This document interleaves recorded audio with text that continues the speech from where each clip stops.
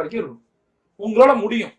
அதுக்கு அதை முதல்ல நீங்க உங்களால முடியும் நம்பி ஒரு கமிட்மெண்ட்டா இறங்குங்க. உங்களை சுத்தி இருக்க ப்ராடக்ட்ல, சுத்தி இருக்க கம்பெனிஸ்ல என்ன மாதிரி ப்ராடக்ட்ல நம்ம இன்வெஸ்ட் பண்ண போறோம், அது வந்து அதிக ரிட்டர்னையும் கொடுக்கணும். ஆனா போட்ட பணம் சேஃபா இருக்கணும், செக்யூர்டா இருக்கணும்.